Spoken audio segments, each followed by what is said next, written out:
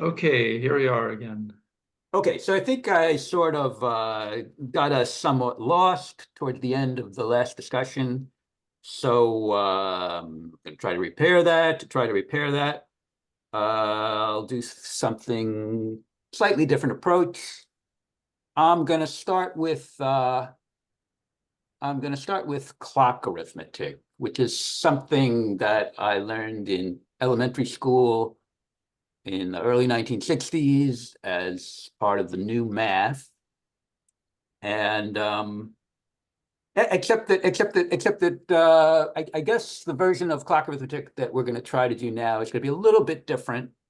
So maybe I'll call it something slightly different. To start with, I'll call it mutant clock arithmetic. And I guess the first thing that makes it different is well, okay, we're still going to be working mod n, where n is some integer. But and I guess we are going to start with the what do we call them? The congruence classes. So there's n congruence classes, 0 up to n minus 1 or something like that, if n is a positive integer. And but then the main thing that's different is we're not quite satisfied with the fact that that we don't have reciprocals for everything. So that's what we're going to add. We're going to add. Well, so first of all, some things already do have reciprocals. Like, so let's use like a traditional clock with 12 is n is 12. So the things that already have reciprocals are like 1 o'clock, 5 o'clock, 7 o'clock, and 11 o'clock. And I think that's all. Yeah. And I think just by coincidence, they're all their own reciprocals. That's a little bit atypical, I think. But we want reciprocals for everything else too. So what we're going to do is we're going to take all the things that don't have reciprocals, and we're going to just add. We're just going to introduce new formal reciprocals for them. Or you could even say that we're going to introduce formal reciprocals for everything, but the ones that already have reciprocals are going to become the same as their, the formal reciprocal is going to be the same as the actual existing reciprocals. If you localize it maybe I'm getting too fancy, but if you Yeah. localize a zero divisor, doesn't that kill the ring? Doesn't that make 0 equal 1? I didn't. We're not dealing with a ring. We're not dealing with a ring. We're just. I guess I didn't make that clear yet. I'm starting. This is this is like I say, this is my elementary school clock arithmetic.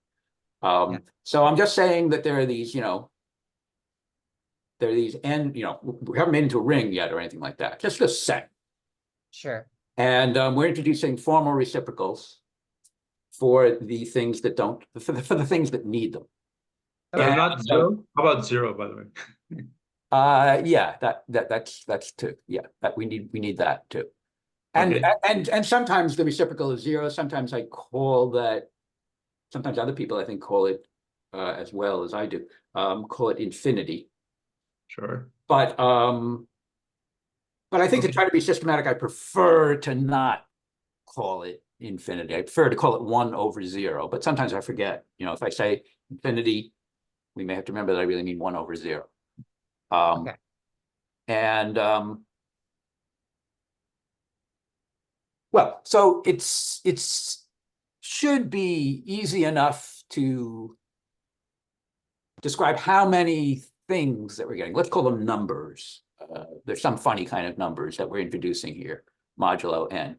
And instead of just being the original n of them, it's going to be, don't tell me, it should be 2n minus the Euler totient of n. That sounds right. Yeah, you have to take, you have to take away the ones that already had reciprocals. So it's 2n minus the Euler totient of n.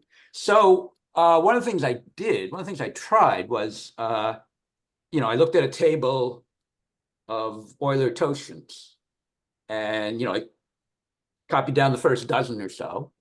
And then I took 2n minus the Euler totient. So I got a new dozen or so numbers. And I fed those into the online encyclopedia of integer sequences to see, you know, if they would tell me anything interesting about it. And it was in the encyclopedia. But the description that it gave in the encyclopedia, it said, this is 2n minus the Euler totient of n. So that wasn't very illuminating. And you know, so I was hoping for something more mystically explanatory, and maybe we'll eventually get something like that, but might have to look outside of the encyclopedia, the online encyclopedia of integer sequences. Well, if we find something, we should put it on the encyclopedia so that the next person who tries what you just tried is more successful. Yes, well, I think John's philosophy about that is that John has never decided whether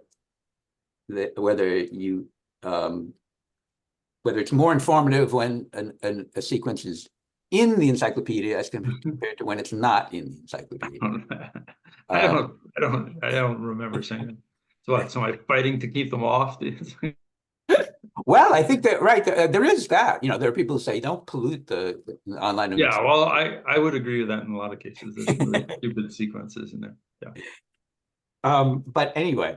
Luckily, there will always be lots that aren't in there. So. Yeah, I guess so. Depends on how you implement it, perhaps. But so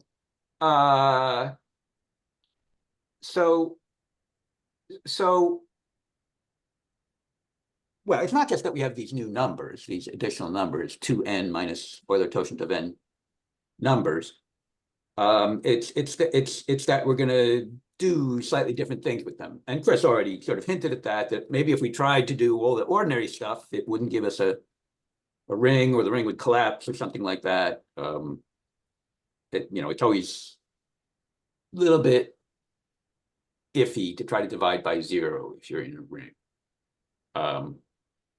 Divide by 0, well, yeah, right. And then, you know, taking the reciprocal of 0 or taking the reciprocal of a 0 divisor, that's always iffy. So that's another hint that we're doing things a little bit non-standard.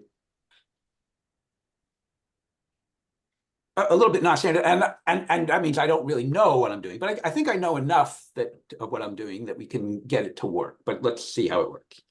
So so the thing is that even with these new formal reciprocals, we can still get some operations to work. Well,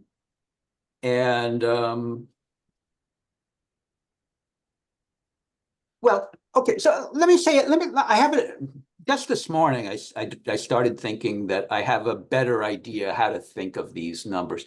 Maybe we should think of them as like we should think of them as being like slopes, but modulo n. So this is sort of like the clock arithmetic of slopes. So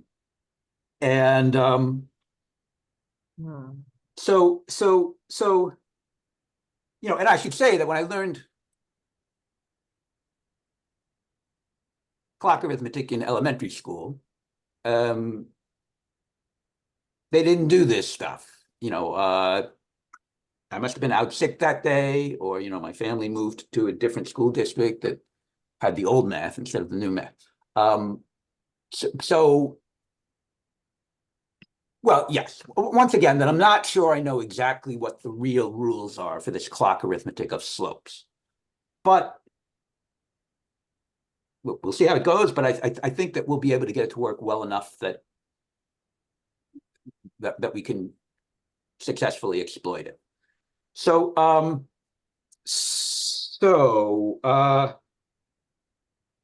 there are two major operations that we want to be able to perform on these slopes. So, you know, when I say slope, I mean like a rise over a run. So I guess all our slopes are like something over 1, or else 1 over something. And that's, I think that's all we will need. I think everything, well, I think all the other slopes you would want, you can I don't know. We'll see how it goes.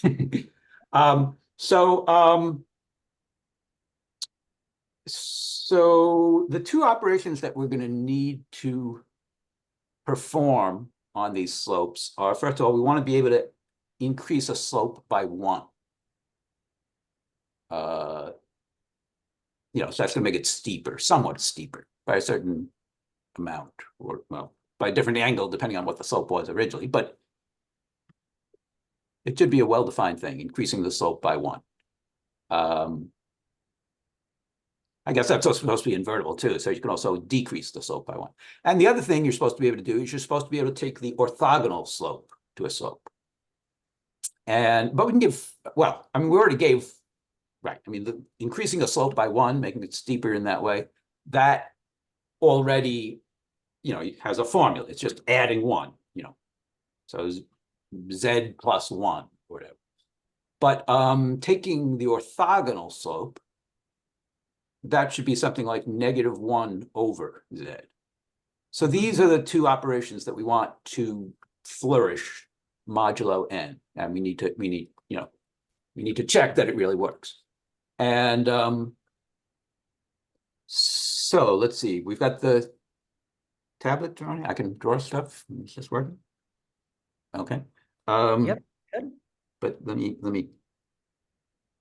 So let me pick some convenient n for the moment. Let's try n equals 4. I think you're still in eraser mode. Yes, that's right. Thank you. So we're going to try some clock arithmetic of slopes for n equals 4. So I'm going to draw like a little window of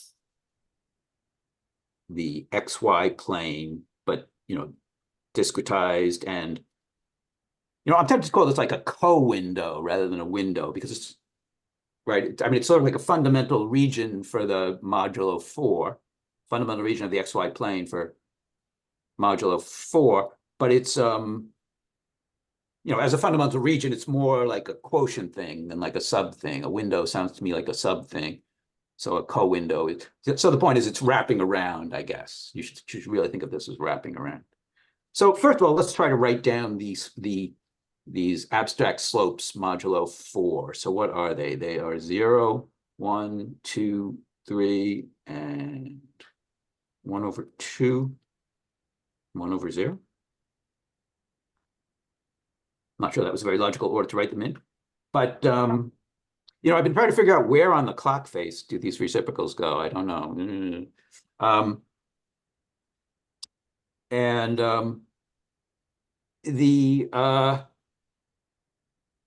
Well, let's try to, let's see. So I guess this is like my origin or something like that. I guess I'm using the spaces rather than the vertexes as my things.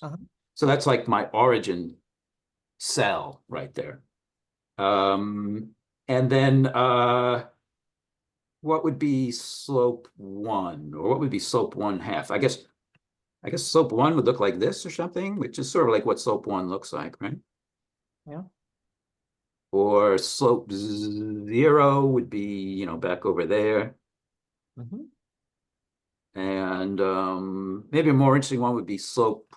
Yeah, let's try slope 1/2. So that would look like there. No, that's not right. All right, I really do need the eraser here. So can anybody help me do it right? Anybody want to volunteer to do it? Is it supposed to pass the vertical line test? What? Is it supposed to pass the vertical line test? No. Infinite slope doesn't pass the vertical line test. Okay. So yeah, okay. The test it's supposed to pass, though, is that the co-kernel is cyclic of size 4. I think that's the test.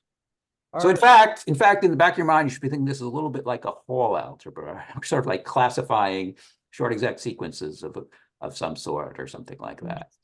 But that's a little bit premature to get into.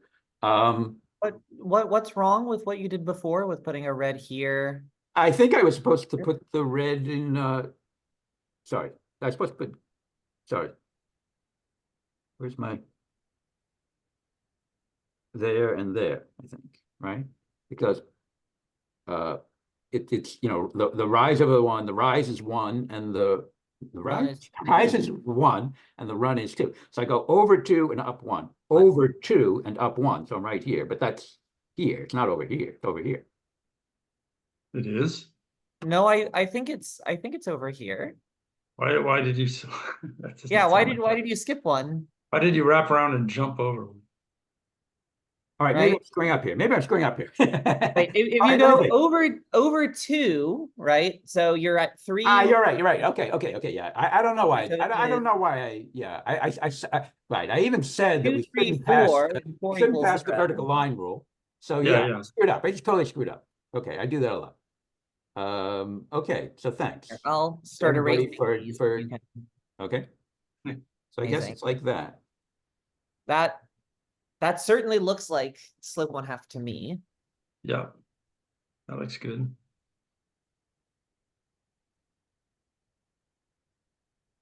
I mean, now I'm wondering, you know, does this reveal some horrible miscalculation in what I've been doing? I don't know. We'll see how it goes. Let me just check my notes and see if I have it wrong in my notes.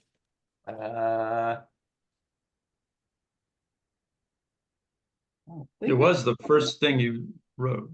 What? This was the very first thing you wrote. Right. But somehow, let me just. I think it's going to be okay, but you know, sometimes disasters happen. So let me just try to check my notes here. It's hard to find anything in here.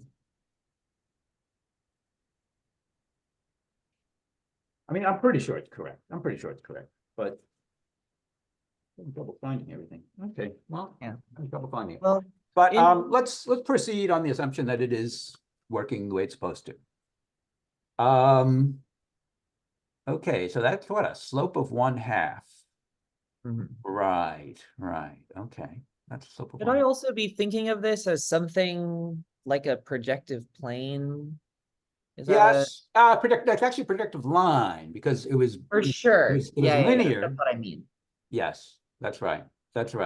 But you know, so it's some version of the projective line, or some cousin of the projective line. But I'm used to projective lines that live over a prime modulus. Right. And there's so the nothing- rules are apparently a little bit different for a composite modulus like 4. Right. Or, you know, and but yes, that's part of what's going on here. Yeah. I mean, you should to form projective space over any ring, right? That sounds true. Well, okay. Anyways. Let's see. Is that all this is?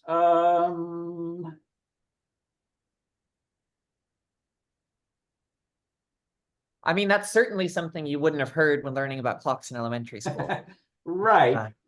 But okay, but let me think.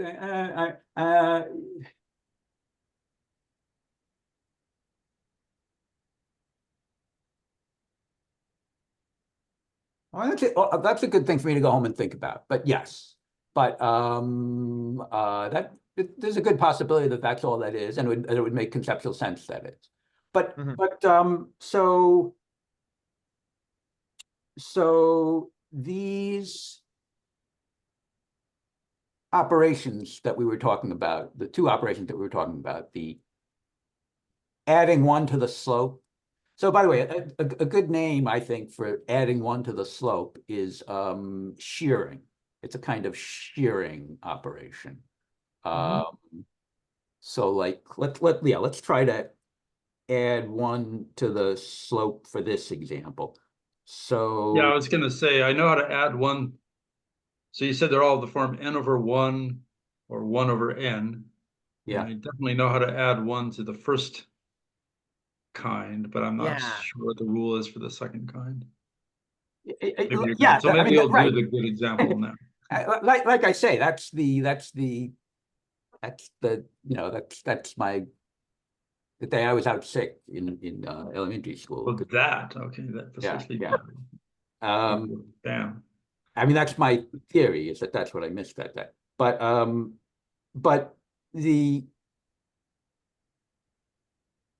it's pretty easy to describe this shearing operation in this terms of the picture. So it's just like the first column doesn't move at all. The second column moves up one step. Uh-huh. I may as well say the 0th column doesn't move at all. The first column moves up one step. The second column moves up 2 steps. Mhm. Yep. And so on. So So interestingly, this picture actually stays the same. Is that it right? does. Yeah, that's right. Mhm. That's right. So I guess we've learned that 1/2 plus 1 is 1/2. I guess we have in mod 4. I think that's right. I think that's right. That's right. That's right. Yeah, so one of the things you can see is that whenever you shear something, well, first of all, let me write down the number of things in each column. So it's like 2, 2, 0, 2, 0. But maybe I don't even have to write down the rest. Maybe as soon as I note there's 2 in the first column, maybe that sort of forces it to be 2, 0, 2, 0. And 2 is a divisor of 4. So one of the things we're interested in is how many. What's that 2? What does that 2 mean? There are 2 things in the first column. Oh, okay. Yeah, sure. And it's got to be a divisor of 4. So, it could be 1, or it could be 2, or it could be 4. But when you shear, it doesn't change that. So,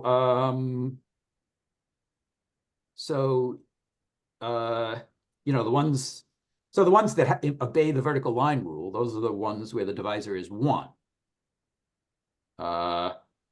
And so those form a nice little orbit under this shearing operation. So it's like 0 goes to 1, 1 goes to 2, 2 goes to 3, and 3 goes back to 0. But I think you're telling me that 1 out of 0 goes to. And it does, because that's 4 in the first column, which gets sent to 4 in the first column. Yes, and we already did this one, and that also allegedly worked like that. And those are. So, right. So one of the questions is, have I really, does this naming, is it really true that as soon as you take the original numbers and their formal reciprocals, does that account for all of these little co-windowing pictures? Did I miss any?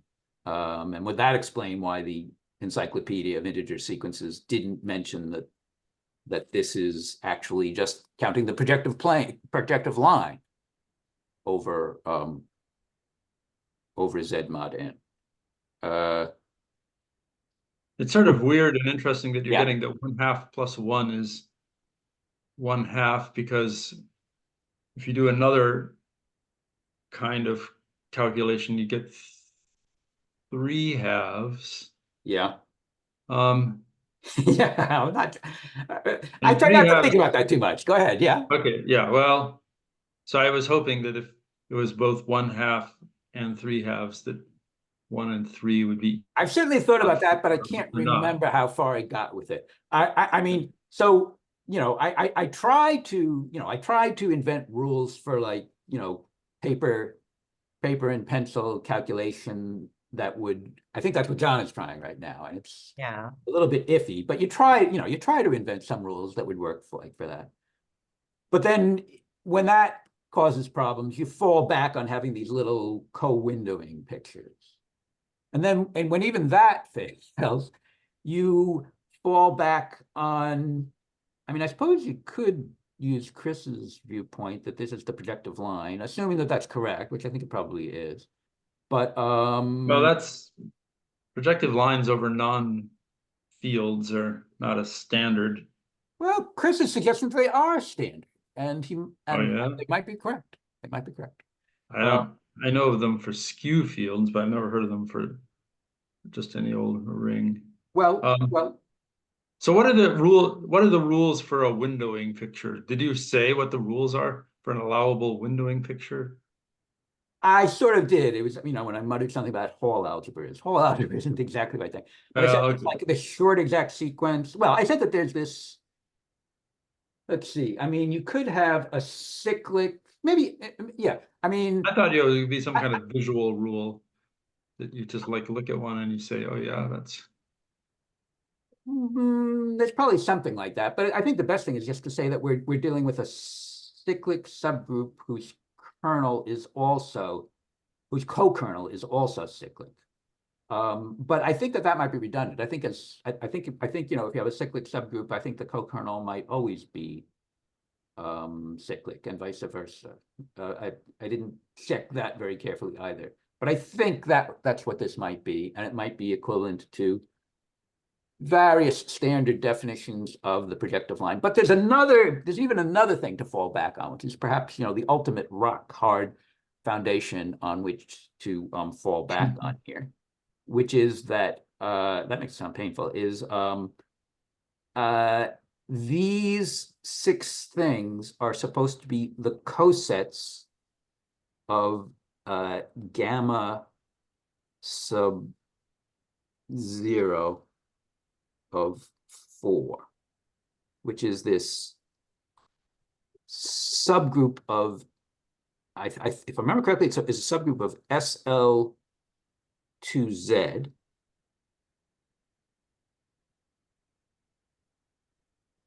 And it's a subgroup of SL2Z, and it's specifically the ones that look like what? That have a, it's A, B, C, D, but with the restriction that C is congruent to 0 modulo 4. So I think I'm claiming that you can get good coset representatives for this subgroup by taking things that, you put like for 1/2, you would put 1/2 there. And then I think you just need to put anything you can to make sure it ends up in SL2Z. So maybe we could put a 0 there and 1 there or something like that. So what are you doing? Which one are you doing? Gamma 0 sub 2? Gamma sub 0 of 4. I thought C had to equal 0 mod 4. If you're doing 4. So why did you stick a 2 in there? Okay, maybe I screwed up again. Let's try it again. Let me think. Oh, putting a 0 in there. Don't tell me. Let me think. Did I somehow switch to the opposite corner? Let me think. No. Okay, you tricked me. I said coset representatives. Oh, okay. Fine. Well, the whole point is that it's not in the, Okay, I didn't. So if it's in the, the one that's a representative for 1 over the one that's a representative for the subgroup itself is a coset. And that one is the one that corresponds to infinity, or 1 over 0. You can sort of see it's 1. And there's,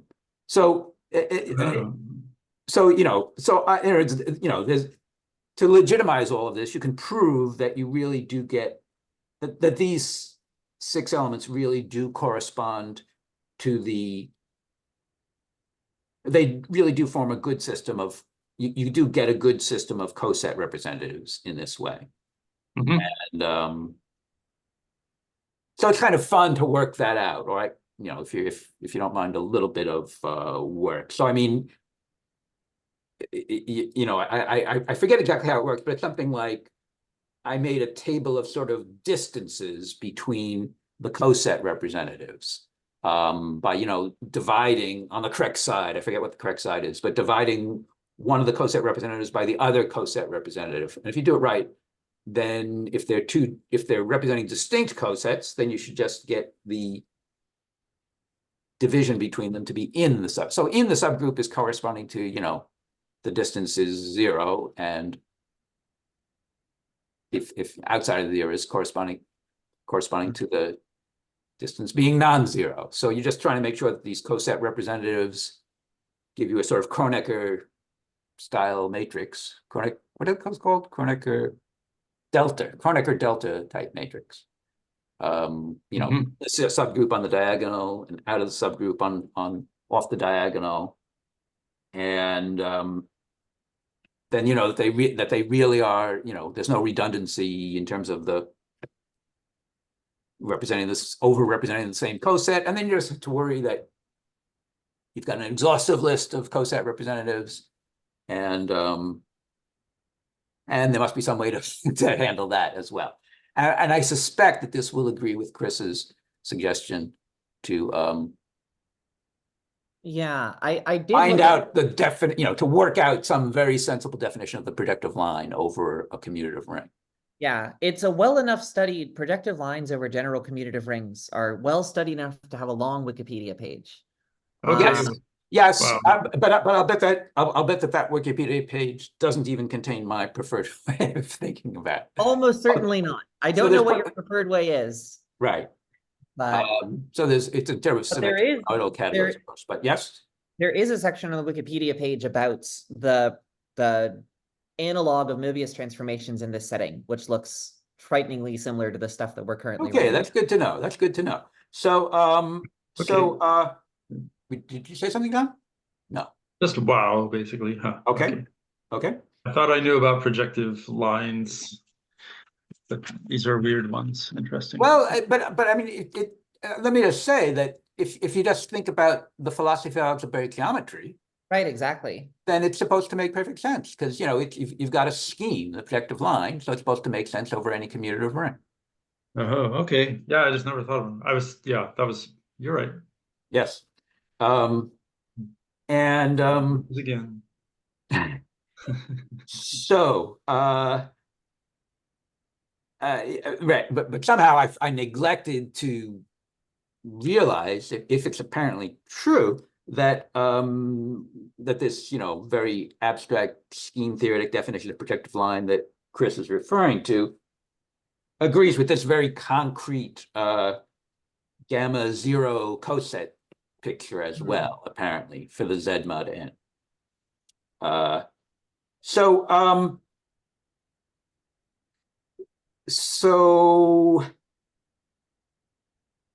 So I think what I was saying was that, let's see. So how does it work in this case?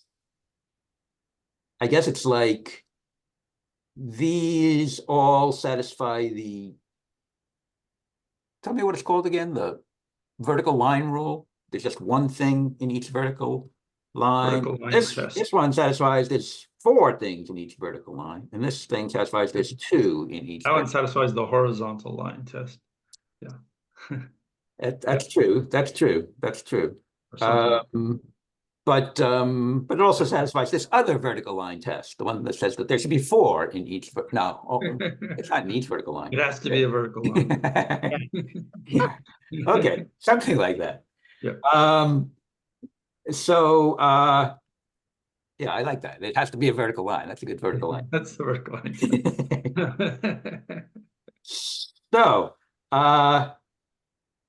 So shearing has to preserve this divisor here. And in this case, it looks like that actually gives the orbits. But I think I've found cases where it doesn't quite work that simply. There are cases where a particular divisor, you can shear through the things in a particular divisor, but you don't get all of them. You only get a little clump of them. And then there's another orbit that also has the same divisor. I could give you an example of that if you want. Nope. Okay. So one thing you're saying is that it's not that bad to draw the picture, but go ahead, yeah. But so one fancy way to say what you're saying is that the additive group of a commutative ring acts on the projective line of that commutative ring. Where by projective line of that commutative ring, I mean yes, by shearing, yes. In all these ways. Yeah, so somehow this shearing is, yeah. And that should be what? It should, from the What Möbius. should it be in the scheme theoretic picture? The scheme theoretic picture is, I hadn't remembered to think about the scheme theoretic Yeah. picture. What were you saying, Chris? But I'm saying that from the Möbius transformation picture, Yes. it should act by the upper triangular. Oh, one- yes, you just want to write down the 1, Möbius transformation, is that right? Yeah. So it should act by what? 1, 1, 0, 1 reading horizontally? Is that Something right? like that, yes. I don't trust myself to get which upper triangular thing or lower triangular thing, but maybe it's that. But that, I think that's the shear transformation you want. Probably, something like that. Or it could be the inverse of it. Yeah, So no, this is the one that means Z plus 1. Yeah. Yeah. yes, and the thing for passing to the orthogonal slope is, don't tell me, right? I should know that one too. That's something really obvious. Don't tell me, what is it? We will resist telling you. You might have to tell me, but give me half a minute here because I'm supposed to know that.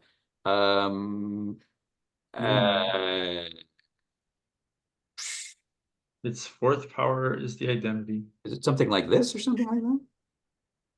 Yes, or else, yeah, I think it's that. Yeah, that's I. That's the 2x2 real matrix. Yeah, I don't trust myself to get conventions about I versus I correct. Well, no, I don't care about that. I mean, okay. Yeah, no, you may have put the minus sign in quote the wrong place, but I don't. Okay. But it acts the same as a Möbius transformation. So. Okay. So, so both of these operations are very easy to do in multiple pictures. You can do it in the Möbius transform picture. You can do it in this little co-windowing picture. If you learn to do the clock arithmetic of slopes, which I guess is just really this Möbius transform thing here, then you can do it that way. But this allows us to draw these modular curves. So let's try to draw these modular curves now. So don't tell me I have to scroll here. Don't tell me. Scroll. Okay. But when I scroll, you don't quite see it. Okay, but okay, so let me. Well, yeah, let's do this example. Let's draw.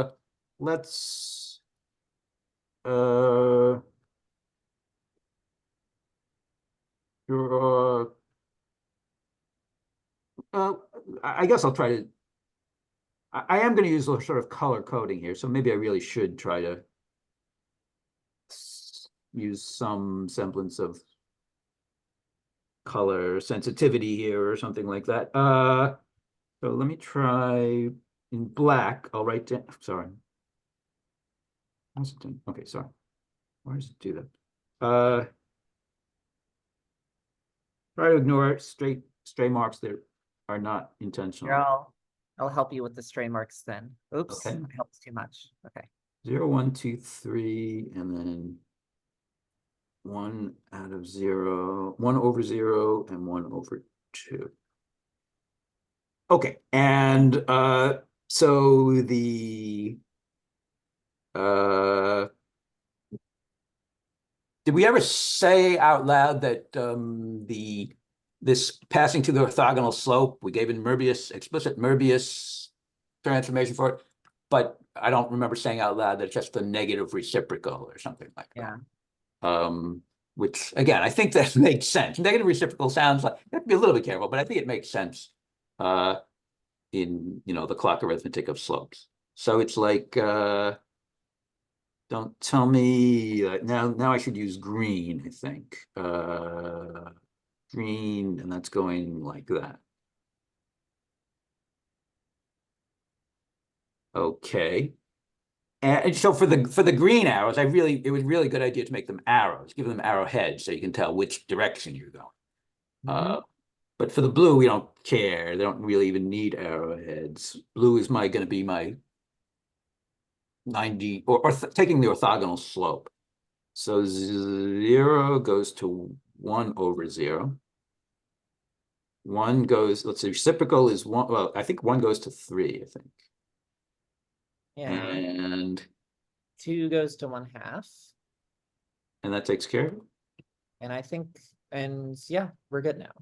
Okay, Everyone. and that's enough information to draw the negative reciprocal of 2 1/2. That's true. It's really true. Okay. Yeah, because the negative of 2 is 2. Okay. Yeah. Again, Oh, you have to be a definitely little bit you have to be a little bit careful. But when you want to Yeah. check whether what we're saying makes sense, then you use the Yeah. Möbius transform picture. Yeah, yeah. Use Yeah, the coset Yeah, because representatives. 2 is -2, right? yeah, but Negative but we two, don't really as know long as all. we're- as long as Two n equals negative 4, yes. first. Yeah. As long as 4 Probably. equals 0, 2 equals -2. Probably. What is John worrying about? That 2, you can do 2 easy. I'm not really worried too much, Okay. but it reminds me of a conversation I had Yes. in college when we were first trying to work with fields of non-zero characteristic, and we were like getting in big arguments about like what you're allowed to do or not. Sure. Going- And right, I started out making it seem like this is non-rigorous, but I think we were convincing ourselves that this can be made rigorous in lots of ways, one of which is to look up the projective line article in Wikipedia, or something like that. Yeah. So That's a really tricky this picture. is all the information we need to draw a nice picture of the corresponding modular curve. So it's called, let's see, did we give a name to? I might have used the wrong name for the group, right? Well, let me scroll back up and see what name I used here. Where's my cursor here? Just scrolling back up for a minute here, and it says, oh no, okay, yeah, I called it gamma. Gamma is like the first letter of group or something like that. And but the corresponding modular curve is apparently by some people called x sub 0 of 4. X, of course, being the first letter of modular curve. Apparently. And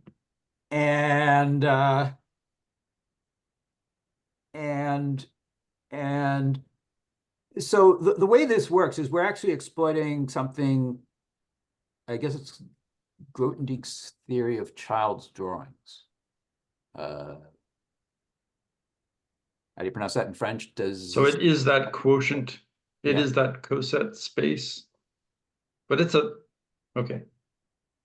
So Yes, really, that's how it yes. works. I mean, yes. I works? mean, if I understand what you're saying, I mean, I can't hear you all of a sudden. you can't hear me? How about now?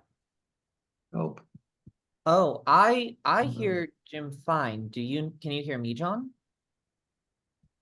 Maybe we should stop recording. Sorry, it was my fault. Something idiotic happened. Okay. Yeah, Oh, yeah, okay. yeah. That's what Okay. we think. So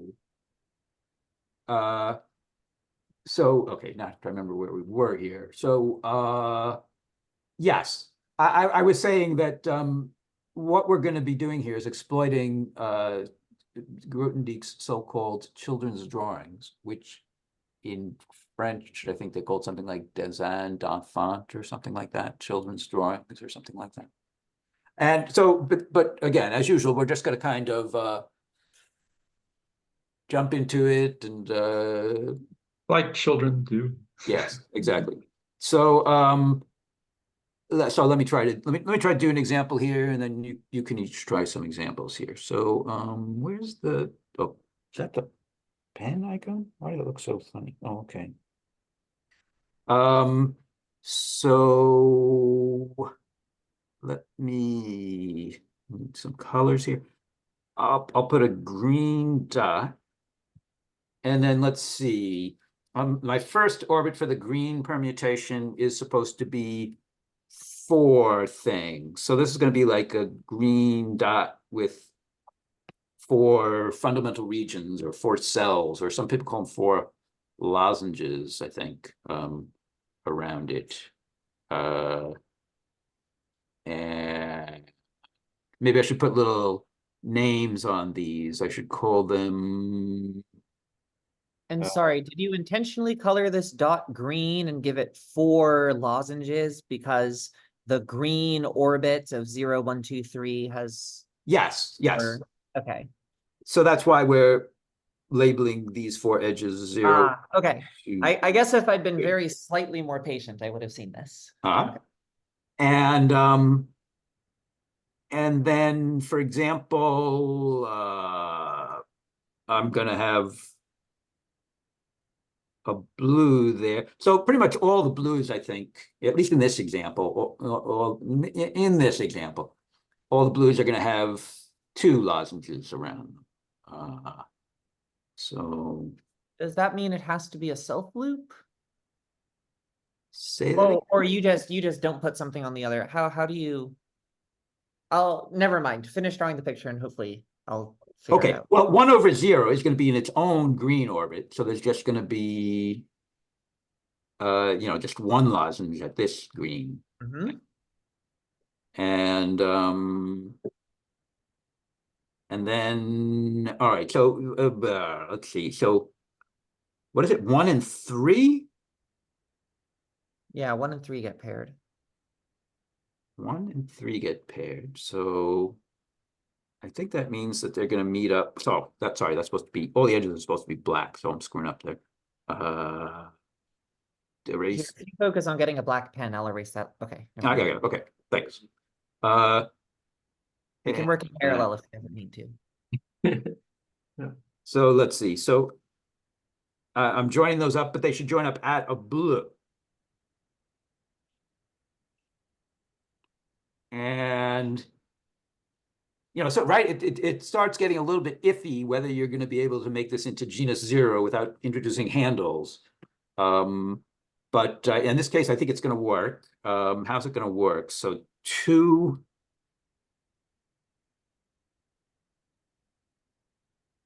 I think it's going to work. Let's try putting that there and that there, and that's going to be 1/2, right? When you rotate around the blue, when you rotate around the blue, you're taking the negative reciprocal. When you rotate around the green, you're adding 1. So rotating around 1, you're doing the shearing. Rotating around blue, you're taking the orthogonal slope. So it's not the regions that we're looking at, it's the edges. Right? That's right. The regions, the things that I think you mean by the regions, those are going to play a role too. But we'll see how that goes. So I think this is going to be 1/2 over here because, right, it was rotating around the blue. So are all the edges labeled now? I think, we have 6 edges labeled. And we're supposed to have, from our picture, the green permutation had 3 orbits. Is that right? Yeah, and that looks right because the number of orbits should be the number of colored vertices, right? So we have 3 green bullets and 3 blue bullets.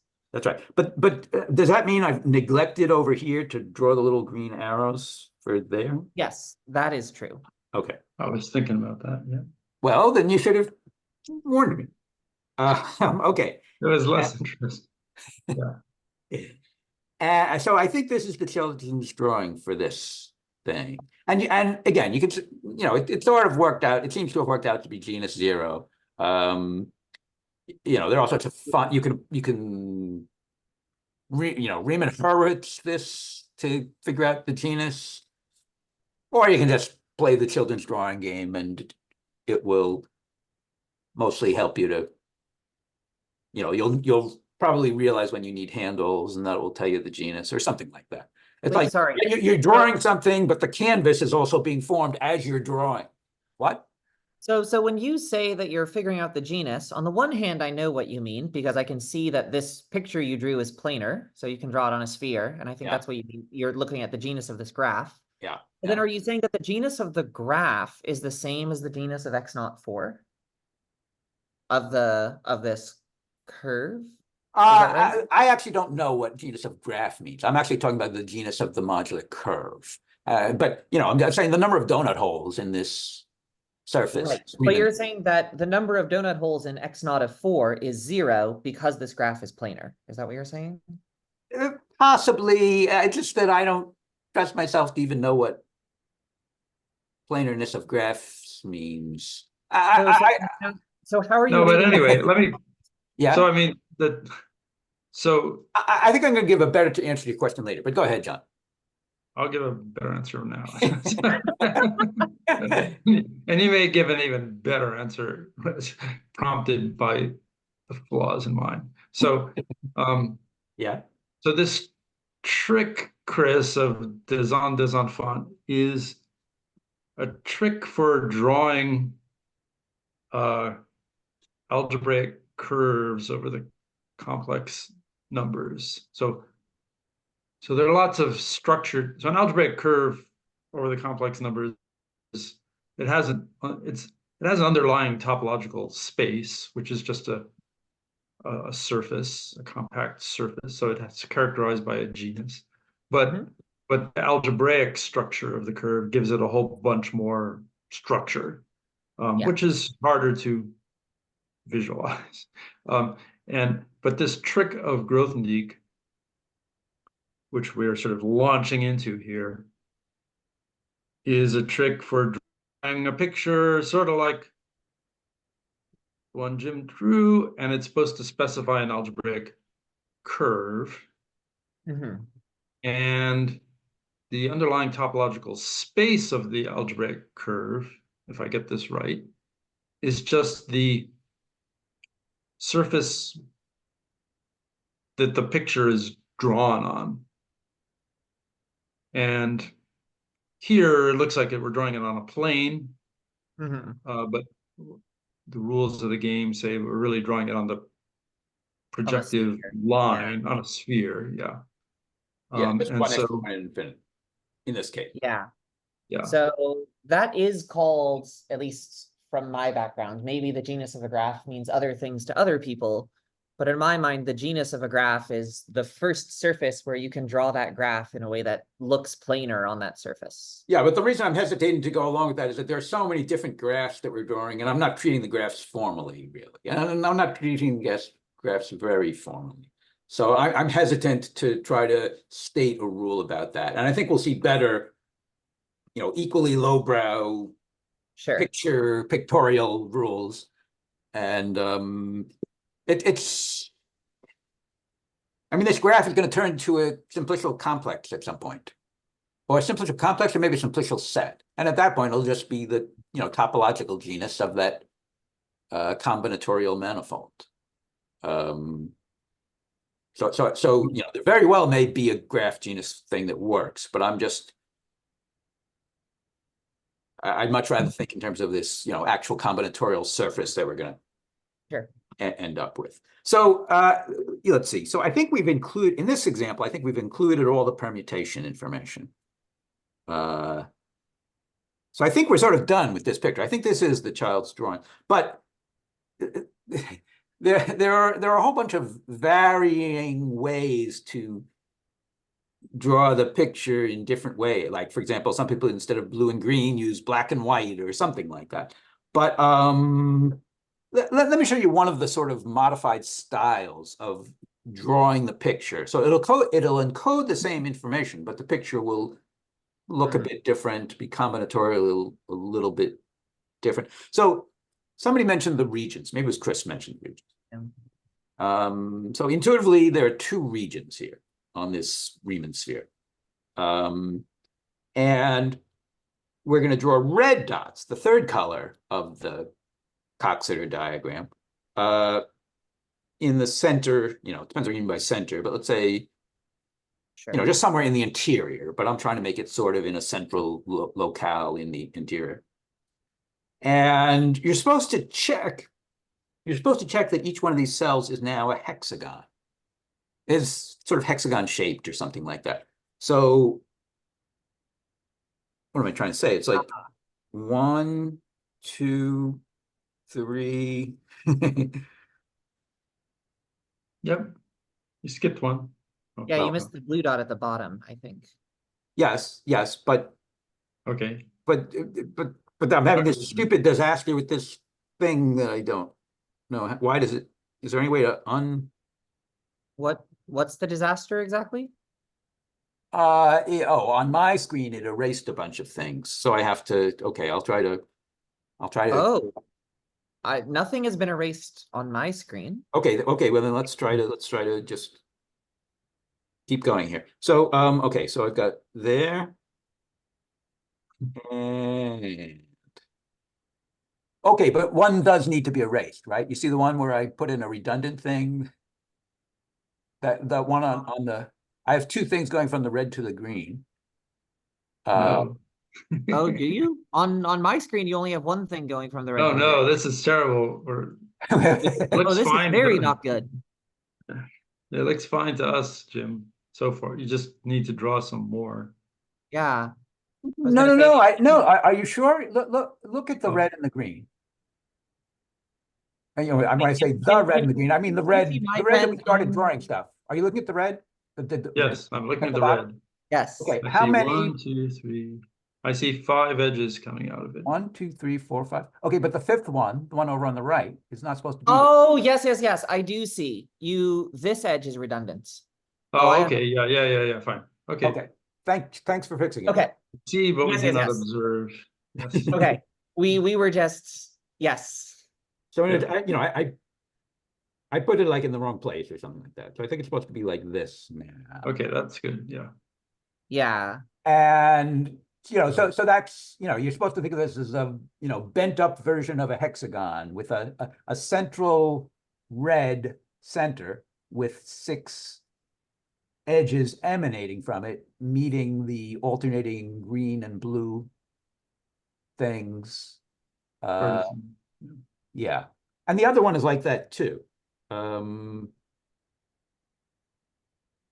fact, I didn't think about it very carefully, and I don't know any fundamental reason for it, but does this picture actually have an extra symmetry that it like switches The 2 reds. interior and the out exterior cells? I'm not quite sure. But so there's one that goes like this and like this, like that and like that, and then there must be one more. And there's one that goes from the back the- of the sphere to the blue.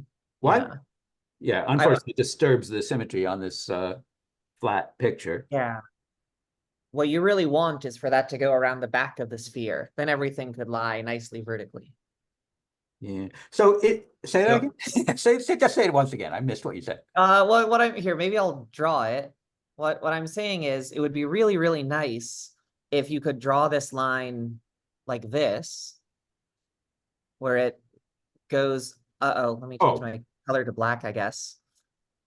Where it goes up here, and then and then comes down to the bottom. Yeah, and then wraps around the back of the sphere that we're thinking this plane is actually a sphere and comes back down and comes Yeah, down. yeah, you can do that. If you want to put dot. Which doesn't disturb the symmetry is the point. Yes. I mean, the symmetry was still there, even with the bent picture. It was just, it was there the symmetry was there combinatorially. And again, I think there is symmetry there, but I would have to even check. But I'm not sure of the conceptual interpretation of that symmetry, if it's even there. But yeah, I mean, this doesn't matter at all. I was just showing off the fact that we can all write on the whiteboard. I mean, in fact, I think Chris was referring to the very evident left-right symmetry, but I was suggesting that there might be another funny symmetry here, flipping things up and down. I'm not sure. That's what I thought you were talking about, Jim. Yeah. I'll ask Chris a nasty question. Yeah. Oh, great. Just because this is a question, you don't need to answer it, but this is a question I thought you should have asked. So Jim laid down this rule that there should be like 6, that each red dot should be the center of a hexagon. Yeah. And so I thought you were going to ask why a hexagon, but you just seem to like completely go along with it. Yeah. Well, I certainly mean to say something about that, but go ahead. Yes, go ahead. Yeah, I guess I saw quickly that it should be a hexagon in this picture and didn't think much about it. Yes. Is there some way to get the fact that it should be a hexagon from other stuff? Yes. Are we doing this torture style, or am I allowed to give the answer? Yes, go ahead. I think you're allowed to give the answer. Because it's probably going to be the same Coxeter diagram that we've been drawing that's going to give us the symmetries of a cube, right? Yeah, but this time I was going to try to give a Möbius transform answer. I think it's going to give us the symmetries of a hexagon, but anyway. Oh, okay. Well, I was just going to say that, remember, one of these, the green thing corresponds to, don't tell me, z plus 1. The blue thing corresponds to the negative reciprocal, -1 over z. Mm-hmm. And if you compose those two Möbius transformations, you get this order 3 one, which we mentioned, which is 1 over 1 minus z. I hope that it works out that way, that I didn't get the convention backwards somehow. But I think that's the way it works. And in the Coxeter group, yes, that corresponds to this. So, one of the things we're saying is one of the checks that you can perform when you're doing this combinatorial game is, you've got a blue permutation and you've got a green permutation. If you compose them in the correct way, I think we're actually lucky in this case that you don't even have to worry about the correct way, because the blue thing that is unoriented, the blue arrows are unoriented, and so you just have to, the worst thing that can happen is that you make the green permutation be clockwise or make it be counterclockwise or something like that. But I think you just have to compose the green permutation with the blue permutation and check to make sure that the resulting permutation is order 3. And that will tell you that you're on the right track, that you're actually getting a legitimate Child's drawing. Well, not just a legitimate Child's drawing, but you're getting a legitimate modular curve. Can you draw the Coxeter diagram, right? Or maybe 2 Coxeter diagrams that are working? Let me try to draw a Coxeter diagram. Right. I've just now noticed the triangles that you drew by subdividing these hexagons into. Yes. That's the simplicial Okay. set that I was talking about. The thing that's this it's a combinatorial manifold formed by triangles. It's a triangular, depending on your definition of triangulated, because these are rather, triangles that do they degenerately touch themselves? No, I think just the hexagons degenerately touch themselves, but I think it might actually be a triangulation. I think it is a triangulation because everything is barycentrically subdivided enough to make it a legitimate triangulation, I think. Don't trust me on that. Okay, I've already got some of the wrong colors here. How do I erase screwing up here? Now I'm getting this annoying backend message that keeps popping up. It's really persistent. It's really, really persistent. Yeah. Maybe you'll have to switch to mine. Let's see if let me even see if mine is doing that nasty thing. Yeah. Are you? Mine isn't at the moment. Messages? Mine is not complaining. I just stopped getting that message. So I'm going to not touch anything. Okay, let's not touch it. Okay. Edges. Okay, this is the way I draw the Coxeter diagram. Oh, but I'm supposed to put a label here, and the label is, the green rotation is the one that's infinite order. So I put the infinity label on the edge opposite the green thing. And meanwhile, the edge opposite the blue thing is totally invisible, which means it's order 2. And the edge opposite the red thing is visible but unmarked, which according to convention means that it's order 3, that the rotation is order 3. So I believe this is the correct Coxeter diagram. And it somehow works out to be something like this is -1 over z, and this is z plus 1, and this is 1 over 1 minus z, except that I'm not sure I got that exactly correct, but it's something very much like that. Really quickly, now, John, has this diagram, the Coxeter diagram that we were working with before with the hexagons, has it been partially erased for you or just me? It was partially erased for me, but should I just put it back now? Partially erased for me. Sorry, the diagram that had the hexagons in it?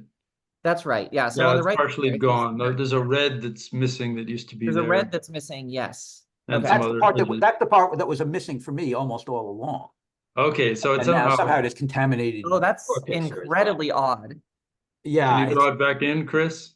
Yeah, here I can draw it back. Okay, yeah. Somebody draw it back in. I could draw it back in, but maybe Chris can do it quick. Yeah, maybe working in parallel is still good. We can. I can join in. Yeah. I have a feeling Chris could do it quicker, but yeah, maybe. So, yeah, I think so. Put this here. Maybe I should put this here. Maybe all those error messages, Chris, were related to it. It was like catching up to itself or something like that. I think I was thinking the same thing.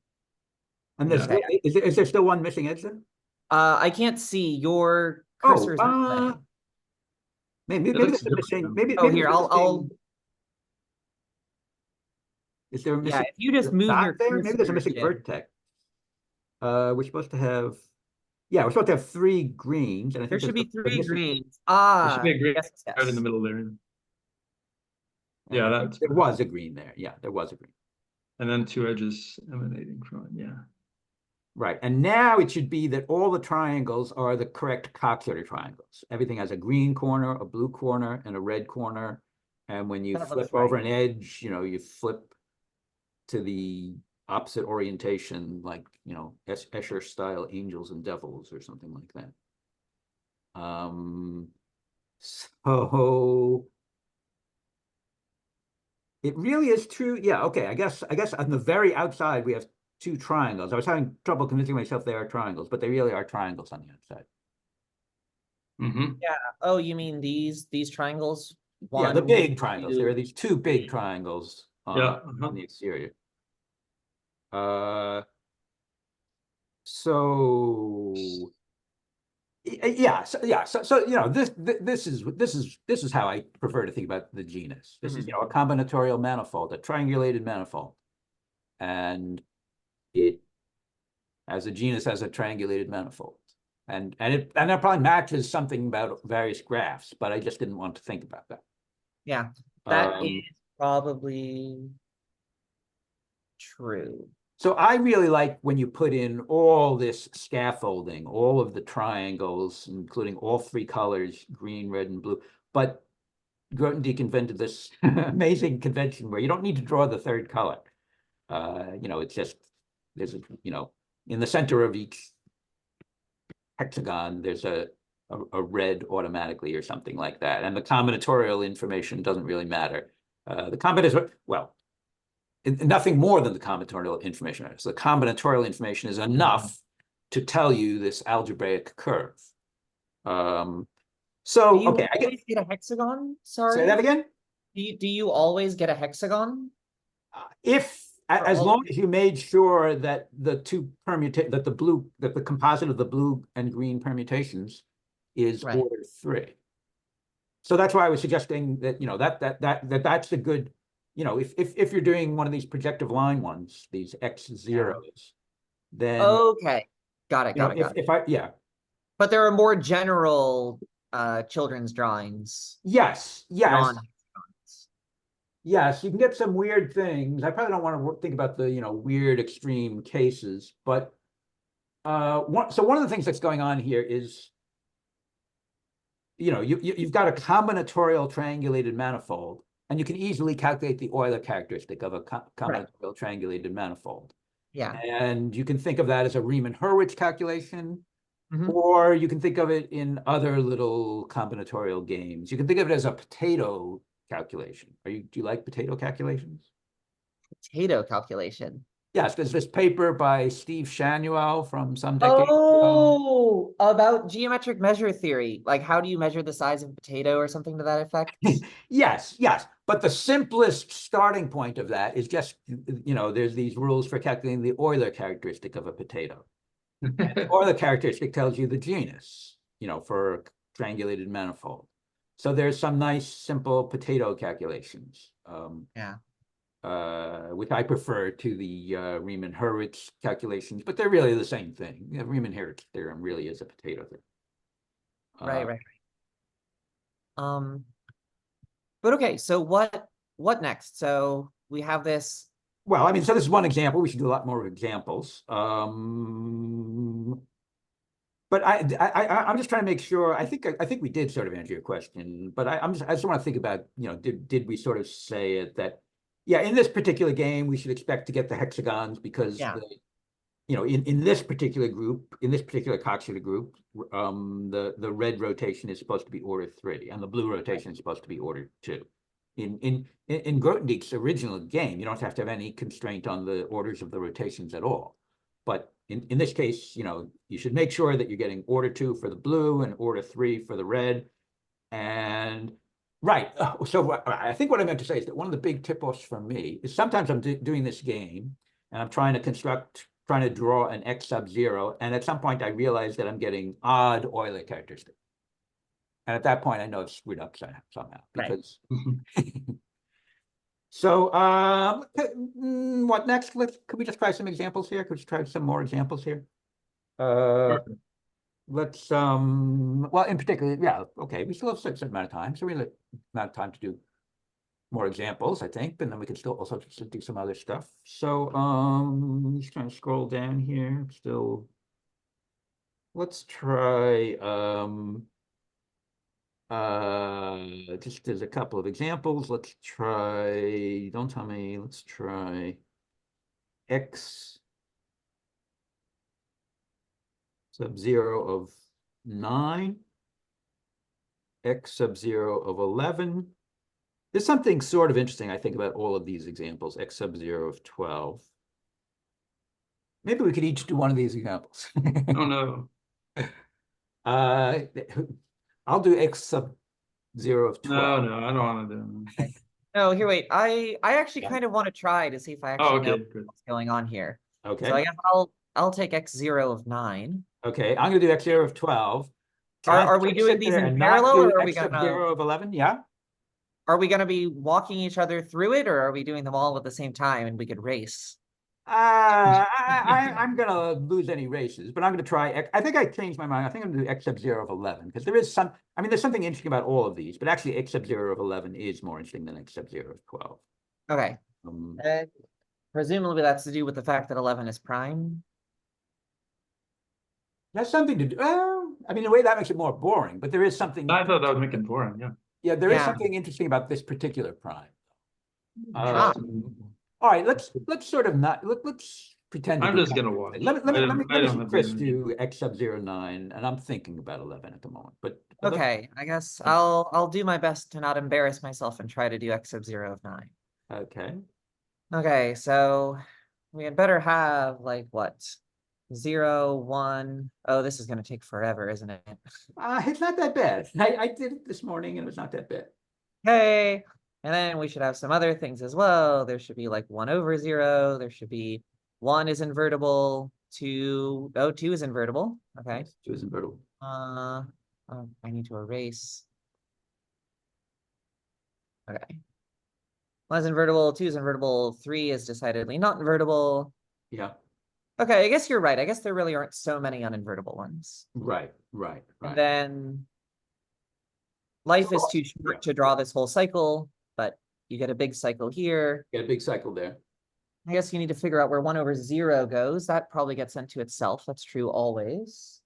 That 1 is over true. 3. That is always true. I think. Yeah. I think it's almost obvious. It's a vertical line. When you shear a vertical line, yeah, when you shear a vertical line, it doesn't move, right? Yeah. And then something deep in my soul is telling me that 1 over 3 and 1 over 6 probably switch places, but I don't feel like drawing the co-window. Jim, do you just feel like telling me, is that right? Can I just draw it quickly? Because I think it actually, this is one of those shocking ones where you're expecting them to switch places, and I think they But don't. they actually don't. I just want to test that. Yeah, So let me see if I can do it quickly. This is bad, but pretend that this is reasonably drawn. All right, so I guess it really didn't take that long. I've got that, and now what am I supposed to do? 1/3? We're doing one over 3. So the next one should be here. So it should be like this and this. 1. Yeah. Oh, wait a minute. I'm off by 1. I think you're doing I can't count. I can't count. That's on me. Right. Oh! How many need to be back there? 1, 2, 3, 4, 5, 6, 7. I think we need 2. One like that and one like that. Okay. Okay. So yeah, so what? 1, 2, 3 up. Over 3 and up 1. 1, 2, 3 up. And then it's 1, 2 wraps around up. Okay, and now we can just figure it out because there's a gap of 2 between each of them. Yes, and the columns that are occupied have 3. Yes. Okay. So I was originally expecting that when you shear this, it'll give 1/6. But that my intuition said exactly the same thing. So but I think if you stare at this one, based on nothing at all, see it gives itself. Because you move everything in the first column by 0, and everything in the 0th column by 0. Move everything in the first column by 1. Oh, everything in this column by 3, and of course moving by 6 is the same thing as moving by 3. Okay. Yes. So in other words, we're still at the point where, you know, the actual answers confound our intuitive guesses. Um, Well, that just means we haven't computed enough examples. something like that. Something like that. Okay. So, okay. So we've got, yes. So, right, there's just the big orbit and then singleton orbits for the green. And for the Yes. blue, you just have to pair them up. And I don't think there's anything that's going to be its own negative reciprocal. I think that's impossible in Oh, yeah, that shouldn't happen. 9. Um, I mean, how many did we have total? We had oh, 9, and then we added 3 extras, so that's 12. So that's an even number. So that's a good thing if you're trying to pair them up without yeah. odd things Better left go over. -2 is called 7. And what's 1/7? Oh, God. I did this morning. It's not that bad. I need something that when I multiply by 7, it's one more than a multiple of 9. But 4, I guess. Took me an embarrassingly long time, but at least now I know that 5 yeah, and I'm 7. going to compare your answers to what it says in my book. Okay. I think I'm happy now. I think let me make this one look slightly more I think clear. that, yeah, mine says 2 and 4 are negative reciprocals, and it says 5 and 7 are negative reciprocals. Okay. That's okay, so we agree. Okay. Okay, so we've drawn this silly picture. Okay. So now the dominating feature of the picture is going to be this, you know, the big loop. Right, exactly. And so we should there's a green in the middle. Green dot in the middle, and it has, oh Lord, 9 rays. Yeah. Emanating from, you know, 9 rays emanating from. Yeah, that looks about the right. Okay, I think I can count to 9. Okay, you count to 9 in a different way than I do, but it works. Okay. Okay. So, and I'll orient it positively, as a mathematician should. Okay. That's the ugliest 4 I've ever drawn, but okay, that's fine. Okay. This is good. This is excellent enrichment for me. I've never felt excited in my life. Okay. So now what? Let me make this green more visible. Okay. So now what? Now I guess I put blues on the end of each of these. Is that right? Yes, except that sometimes it's hard to predict ahead of time whether 2 of them Where a good the place. same blue. Sometimes. So yes. So well, 0 certainly gets into 1/0. So this should be a safe blue to draw. That's right. And that 1/0 is going to be all by itself, green wise. Yes. So, you know, you could just put the. This should go here. Yeah. And that gets into a green. And you can put the label in, you know, 1/0 if you want. Hopefully this isn't so boring for you, John. No, it's not at all. Now, 1 is supposed to get paired up with 8. So I guess we should, I'm going to make this really big. I think I went up instead of down, but that is so much smarter than what I was doing. You know, I wasn't sure I should point that out, but. Well, you know. Okay. The second draft is typically better. Okay. Yes, that's right. So 1 and 8 are glued together along a 2. Yes. And I guess we want 2 and 4 to be glued together along a 2. So, oh, and this is also going to be symmetric. Okay, I see the picture. Okay, life is good. Well, okay, boy, I am so bad at using counterclockwise. Yeah, and does it seem, is the picture getting some mysterious threefold symmetry? Is it? Maybe, yeah, that's what let me skip the computation. Is I just trusted that the threefold symmetry was too beautiful to not actually be there. And then I guess this is the cousin of that twofold symmetry that we had for 4. You know, 4 was a square and 9 was a square. So I think, importantly, 9 is a square of 3 and 2 is a square of 2. And here we're getting 3 and 2-fold symmetry respectively. That's right. I suspect that's what's going on. And then if we wanted to really do this, we could put like a red in each of these. So is this the whole picture? I think this is the whole picture, unless you put in the triangles with the red. Yeah, The red. okay. I don't feel like putting in all Sure. of it. I mean, again, the great thing about Grothendieck There's another red, I guess, outside. That's exactly what I was about to ask, is whether there's a red outside.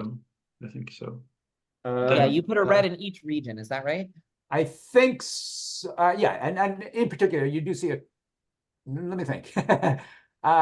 Yes, it is a hexagon around the outside, so that makes. Yeah, if you drew all the edges from that outer red. 1, 2, 3, 4, 5, 6. Yeah, it's an alternating green, blue hexagon, the way it should be.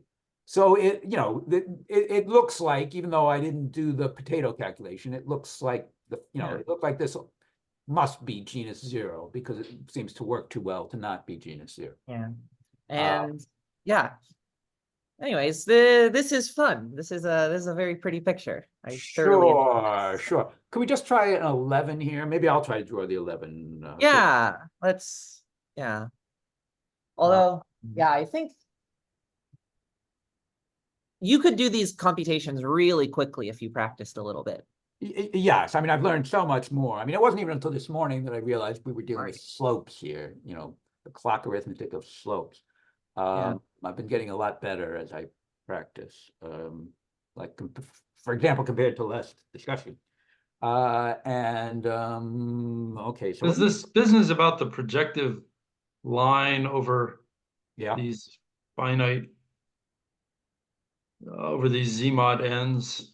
Yeah. Have anything to do with why we're getting genus 0? Or is that just like a complete? If I understand what you're saying, I think that's the coincidence. Yeah, they seem different. I mean, that's one of the things I want to do the next example, because we're going to get not genus 0. Right. Yeah. I mean, if these are all just lines, then people would find these x sub zeros pretty. Yeah. In fact, that's supposed to, right? That has. I think I've mentioned a couple of times recently that that's supposed to be one of our big goals, is to not get stuck with the boring genus zeros thing. Right. So let me try to do an example here of x sub 0 of 11. Okay. Great. Well, while you're starting that example, let me just show this really weird line of a ring. Look at this trippy photo that Wikipedia has chosen for this. Is that's something about Z mod 3? Because something about Z mod 7. Z mod 7. Yeah. Oh, well, I don't know. But that's a field. Z mod 7 is not a particularly interesting ring from our perspective. No, yeah, this is too easy. Even I could have understood. But that? Oh, there's 5. Yeah, but you consider P1. Oh, but they are drawing some goofy pictures for some like Z mod 12 here and stuff. Oh, where's the goofy picture for Z mod 12? Well, no, they're just those weird. Oh, the table.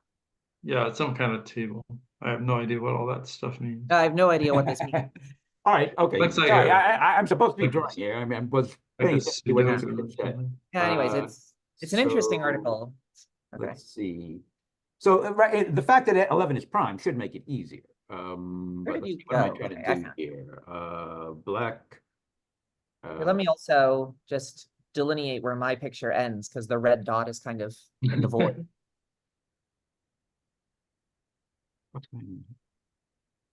John, are you sure you don't feel like doing x naught of 12?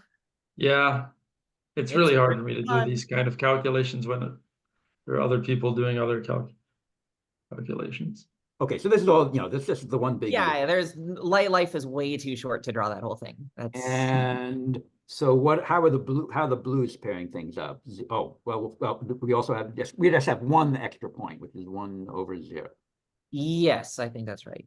And well, okay, that was supposed to be paired up in blue, but I accidentally wrote 1 over 0 in blue. Okay, and it's always, I think it's the same way it was. 1 and 10 are going to get paired up. Is that right? Yeah, because those are 1 and -1. Okay, now what? 2 and 6 are reciprocals, so it's 2 and 5 are negative reciprocals. Ah, yes. Oh, this one is easy, right? Because 12 is very divisible. So 3 and 4 are reciprocals, but 3 and 7 are negative reciprocals. Yeah. Mhm. And Um, then, Oh, it's weird. I was 12. It's showing up so much in this 11 case. Yeah. that's interesting. I'll have to think about that because there may be something mystically Yeah. significant. 4 and 3 are reciprocals, but 4 and 8 are negative reciprocals. yeah, because, yeah, I guess so. And I guess And at least 6 and 9, 6 and 9. which indeed -6 is 5, and 5 times 9 is 45. So, Yeah. Which is what? 1 more than 44? which is 1 more than 44. Yeah. Okay. Okay. So, let me see if I can do it. Not too slowly. Let's see. 1. Okay, so that's 3, and there's 4 more. So it's like 1, 2, 3, 4. Oh, interesting. Yeah, we do draw these differently. Okay. Um, Huh. well, it also has to do with the fact that 9 and 11 are different. That's true. Yeah, 11 is larger than 9. I don't know how I would have done 11 actually, but I Right, don't think I would have done it the way you did it. right, all right. I did 9 by splitting up into 3 even ones, 3 even things, and then. But Probably anyway, the better way to have done it. But anyways. So okay, maybe I Okay, should. are you going Okay. clockwise or counterclockwise, by the way? Just show me where Oh, one is. just for variety, I'll do it counterclockwise. Okay. 0, 1, 2, 3, 4, 5. I mean, right at some point, I could get myself in big trouble by doing it clockwise when I'm supposed to be doing it counterclockwise. But so far, nothing terrible has happened by being inconsistent about that. Okay, well, 1 and 10 go to each other. So the tops of these pictures are actually always going to look the same, aren't they? Apparently, yeah. Well, they should, I right? wonder if it's more than just the tops. I Well, don't know. 0 and 1/0 are always going to be paired, and 1 and -1 are always going to be paired. So the top of these pictures will always look the same. All right. So, oh, right. So, right. Okay. So this was the thing that, right. We already did the stuff. So we're supposed to map. And this is We're going to supposed be to connect what? 2 and 5? 2 and yeah. Yeah. Now we're running the gauntlet of non-planarity. Okay. Oh, you've already figured that out, John. Well, no, I haven't shown that it's not going to work, but it looks like we're running a gauntlet here. Like you have to be really lucky to. Yeah, this feels highly non-planar. I think there's a 2 and a 5 and a 6 and 9. So let me put in the blues for that. Is that right? There are blues there. Did I put in the blues? Did I put in the other blues that I was supposed to have? No, you're missing the blue. Here, Okay. we can collaborate a little bit. Okay. You can do the one at the top. I'm having trouble reaching the one at the top. Okay, there we go. Okay. And then what is it? 3 and not 4. 3 and 7. Yeah. 3 is somehow supposed to connect with 7, and 4 is supposed to somehow connect with 8. Again, it's not like like I say, the canvas sort of gets drawn as you're drawing the picture, but it's not like you need some sort of creativity. If you just do it in the combinatorial triangulated way, you can do this, you can get a machine to figure it out. But nevertheless, it looks to me 7 and 8, actually, we should have put them backwards if we wanted this to be a nice and pretty symmetric picture. Put what backwards? I didn't understand. Switch the numbers 7 and 8. 7 and 8, yeah. We You're should allowed to do have that. gone 6, 8, 7. You can still do it. I don't think we're allowed to do that. They have to be in a cyclic order? Oh, they're Yeah. Oh, okay. Yeah, you're right. Yeah. That's why I didn't understand what the suggestion was, because you have to. It's the comment. That's why these are not just. Oh, right. The rotation is supposed to be what the +1 map does, doesn't it? Yes. You're right. Yeah. Oh, wow. What a damn shame. These are definitely. It's not just that these are planar. It's right. They're not just graphs. They are the planarness. Whatever planarness they have, they actually don't have planarness, but it's more like a structure than a property. Yeah, is the word ribbon graph? It's really a simplistic, it's really a triangulated combinatorial manifold. What? Say it again. I think ribbon graph is a graph where every vertex has a cyclic order of its edges. Is that right? Yeah, that's right. Because it's like it's made out of a little piece of paper local. All right, let me just write a note to myself here to learn about that. ribbon. There's a guy I probably have run into call that them myself. fat I'm not graphs. sure. I'm not sure if I heard about that from somebody else or just ran into it by myself. But okay, this is just a note to myself to learn about ribbon graphs. You should write down fat graph too, because Okay. there's a way to, it became very popular to build up Riemann surfaces out of fat graphs. Does that say fat? Okay. It says fat here. Okay. It's probably good enough. It's a note to Okay. myself, so it's Okay, probably fine. If you can read it, it's fine. Yeah. So I think one way to think about it is like whenever these edges cross that you're about to do, you You're sort about of to, make you're there be adding a a little handle. wormhole. You make there be a little handle group. Yes, Yeah. yes. There's like a little handle for them. Yes, Yeah, I no. like, you know, you can do this in a rigorous way, or you can just say, and this is the point where I'm going to sort of declare victory and say, well, obviously we need a handle, and it's maybe we only need one handle, because I've been told, I'm cheating now, I've been told that this is in fact genus 1. So somehow it's going to work Yeah. with only Well, one you can extra tell handle. all we have to do is Only hop one extra wormhole. bottom Sorry, go left ahead, Chris. pedal to the bottom right pedal. And Yeah, they can both Once go you through have- the same little wormhole. yeah, exactly. They can go on opposite sides of the handle. I didn't convince myself I can actually visualize that, but I've been told that that's what should happen in this example. Okay. So I think John and I can visualize it. So with our powers combined, so I could even try to draw it, but that would be a big mess. Yeah. I mean, I can believe it, but I can't quite visualize it, not yet. yeah. So yeah, I guess I did threaten that I would actually draw this one, but now that we've gotten to this point, you can see that I'm actually weaseling out of it. But with an excuse that this is actually allegedly genus 1. Yeah.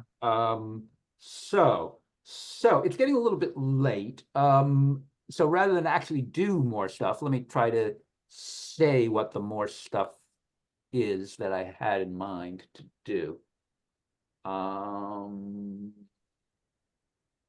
Yeah. If you don't mind, while you're talking, I'll try to draw that handle just for kicks. Okay, sure. So you won't do anything that's excessively easy, unless it's a challenge. Well, I won't do anything that's excessively useful. Is more. All right. Again, I always get distracted when you guys have a discussion while I'm trying to draw. I'm not discussing anything. I'm just you keep talking. I'll just draw this. Okay. But even just the fact that you're doing something is distracting. Okay, never mind. Go ahead. I'll try to. Oh, well, don't do it in red. Red. Gotta be some other. Oh, I Do it need in some other orange. Do color. it in orange. Okay. Okay. Maybe what? Boy, maybe you're really a bunch of kibitzers here. Okay. We got. Okay. Now I got to figure out how I'm gonna erase that thing. Here, I'll erase them. Okay, thanks. I'll switch to them. Okay, but anyway, tell us good math, Jim. I shouldn't have started doing this. Okay. So what am I trying to say? So, well, I mean, right. So there is a plan that I've been announcing for a while now, but it's been taking me a long time to get there, which is that I want to, draw this whole sequence of unwrappings where we're going to have, let's see, where's my,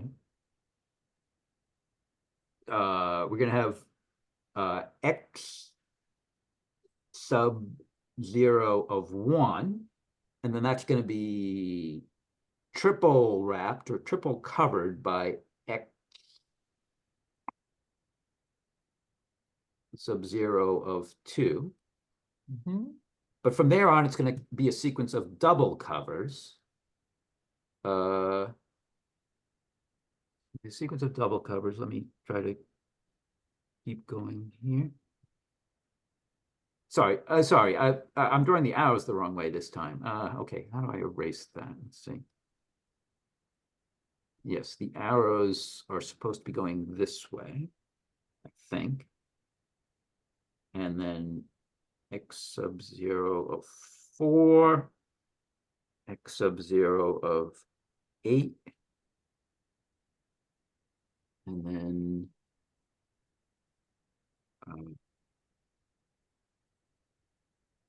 sorry, still screwing up here. Still got to learn to do this better. Oh, now I'm getting the horrible errors. Let's see.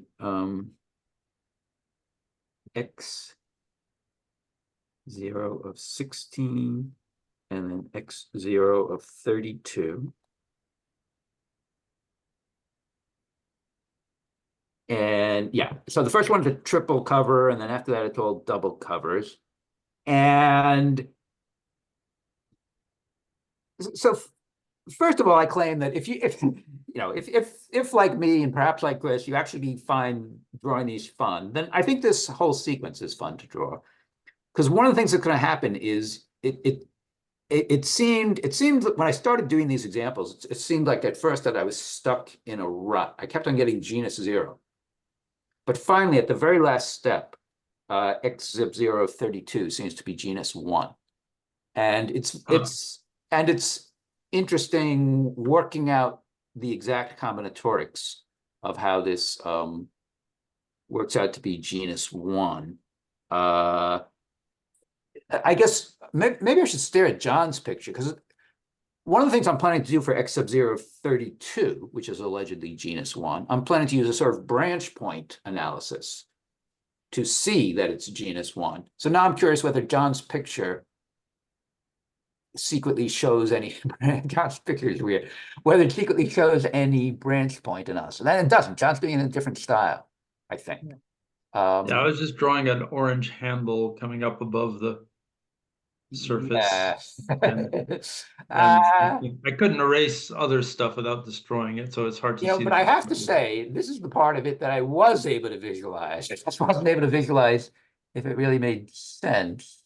They need to twist around. You actually are showing what's going behind and what's going in. Yeah, the dash stuff is behind the handle. Okay, so maybe your picture actually is a legitimate picture. I'll have to think about that. I'll have to think about it. But like I say, it's a different style. It doesn't show the branch points. It doesn't show. Not in any especially good way. There are, if you look really carefully, you could probably see. It's just like looking at a picture of a donut hovering above the plane and seeing where the branch points of the projection. I thought you might be suggesting something about the what's that magic word? The catastrophe. Yes, but the particular ones, the ones where it gets hot, the caustics, or something like that. Is that what they're called? Caustics? I don't know. Something like that. So I'm suggesting that there's various reasons why this is a particularly interesting. And again, it all has to do with the fact that we are in search of interesting non-zero genus examples. That's part of what we're looking for. So that's one of the things. That's one of the things I'm advocating is more examples, and particularly examples where we can understand something about how we're getting non-zero genus. But then there's a whole bunch of other things that we want to learn about. I could just throw out some buzzwords like Hecke operators. We want to learn about that. But maybe the big buzzword is that we want to learn about modular forms, and we want to learn about how modular forms are things that live on these modular curves. And we want to learn to understand perhaps how staring at the pictures of the modular curves can help us understand the modular forms on them. And we want to understand how modular forms form finite dimensional vector spaces in a certain way, and how there's interesting thinking and interesting calculations involved in calculating the dimensions of these vector spaces of modular forms. And so that's a big thing that I have in mind. Let me just check my notes and see if there was any other big thing on the list here. We're just about ready to quit, but I just want to check my notes. Oh, while you're checking your notes, John, maybe you know the answer to this. How closely related are these combinatorial pictures to the surfaces that they represent? So for instance, we're supposed to have this chain of double covers. Are those double covers actually combinatorial in the sense that you can read that double cover off of the ribbon graph? So like vertices get sent to vertices. And yes. I think yes. I think yes. We may have to deal. At some point, we may run into annoying examples where that doesn't happen. But a lot of the time, we're going to be dealing with the covers being combinatorial covers. A lot of times, they're going to be combinatorial covers. Okay. It's almost like. It almost seems like it should be our birthright that we only ever have to think about these combinatorial covers. But there are certain circumstances where I don't know how to avoid the non-combinatorial covers. Even in this powers of Yes, next there are time, some maybe? funny, well, it like, we have a picture of x sub 0 of 2. We have a picture of it covering, we have a little diagram, an arrow of it covering x sub 0 of 1. But there's actually at least 2 interesting arrows there parallel to each other. One of them is very combinatorial and the other one is not combinatorial, or it's less combinatorial than the others. I think it actually preserves the cusp, but it doesn't preserve the blue and red vertexes. And it's actually potentially very important because it's related to Hecke operators and Hecke correspondences. So, so it would be very interesting to try to pursue all of this games that we're playing to the point where everything can be done combinatorially. But there's a little bit of a challenge to that because there are some things that are going to show up with the Hecke operators and Hecke correspondences that are going to seem at first to be, in some sense, non-combinatorial. But it's an interesting challenge either way. And was there any one last thing I want to say before we switch it? Oh, yes, I do have one last pretend punchline, which is not a real punchline. It's just like the promise, attempted promise for stuff we'll cover later. And that is, it has to do with something John said at some point. I introduced x sub 0 of 11, and then we were somehow exploiting the fact that 12 was highly divisible when we were working on x sub 0 of 11. There is apparently some sort of mystical numerology that we're going to try to be understanding that really does exploit that. So there are these 4 primes, 2, 3, 5, and 11, that have some special properties with respect to so-called cusp forms, special kind of modular form. And it has something mystically to do with the fact that if you take 2, 3, 5, and 11, if you take those 4 primes and you add 1 to each of them, you get 3, 4, 6, and 12. All divisors of 12, or perhaps even more importantly, divisors of 24. So there's going to be some fun and games involving that, if we get around to that, which hopefully we'll get around to that relatively soon. It's stuff that I'm learning about at the moment. It's sort of fun in an ad hoc way, right? There's always a lot of tension between very systematic things, which are good to learn, but things that seem mysteriously unsystematic and ad hoc. Like, I still don't understand how we get these different green orbits. Sometimes everything is in one green orbit like you expected, and sometimes the green orbit splits up into 2 things that you weren't expecting or something like that. Have you ever read Bertram Costant's article about Galois' last letter and PSL 211? I think I may have read that and then lost the reference to that. I'm going to write that down instead of on the screen notebook. I'm going to write that down in my paper notebook because I have a feeling that's something I've tried to find and then lost it for a long time. So say it again so I can look it up. Say it again. So, well, it's a little hard to look up because there are actually 2 such papers.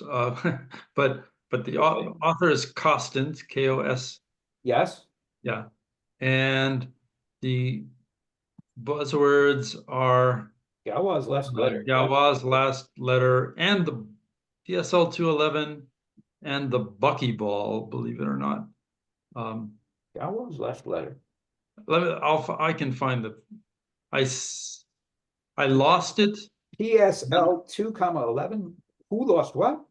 I lost my copy of this Well, I lost paper, and then I discovered that there were actually 2 such papers. Okay. One of which has more detail than the other. Oh, maybe I may have lost it again. But anyway, wait, no, I haven't. Okay, let me just for fun show you this, guys, this paper, just so you can see the title of it. Stop sharing my screen. Yeah, I'll just. So because it involves all sorts of interesting things about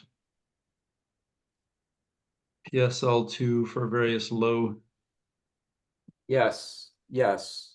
primes. That's really, I think that's really going to tie in with everything we're trying to do here. But that doesn't make me hesitant to read this article before I try to reinvent it for myself. But I always do. Well, anyway, yeah, that's what you're always like.